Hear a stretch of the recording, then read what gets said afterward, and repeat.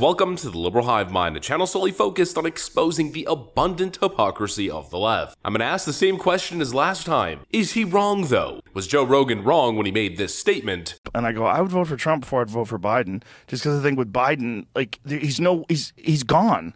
Like, you know, he's gone. You're going to be relying on his cabinet, and I knew his cabinet would be this sideshow of diversity, and which is exactly what it is. Joe Rogan last week claiming that the Biden administration is a sideshow of diversity hires. Blue Wayne on Twitter responding, calling Joe Rogan a racist. But of course we know that Joe Rogan isn't a racist. Joe Rogan is right. And I know if we already have enough evidence to very thoroughly back up his statement. But one thing you could never have enough of is evidence. And Joe Biden's White House press secretary, Karine Jean-Pierre, his head spokesperson, is the gift that keeps on giving when it comes to evidence required to prove that this administration is utterly incompetent and pretty much at this point beyond redemption. Karine Jean-Pierre makes an appearance on MSNBC and suffers what I guess we can call a total brain malfunction, a cognitive collapse live on air, unable to answer a very simple question. Let me show you guys exactly what I mean by that. We got some stuff to get into, so let's roll the tape. Alright folks, take a look at this headline right over here from Fox News. Karine Jean-Pierre torched over, quote, word salad defending Biden's border policy. 40 seconds of total nonsense. Just take a look at this. What we are going to promise is that we're going to do this. We're going to move forward with this kind of system, this immigration system that has been gutted, really, truly gutted by the last administration. We're going to move forward and do it in a humane way.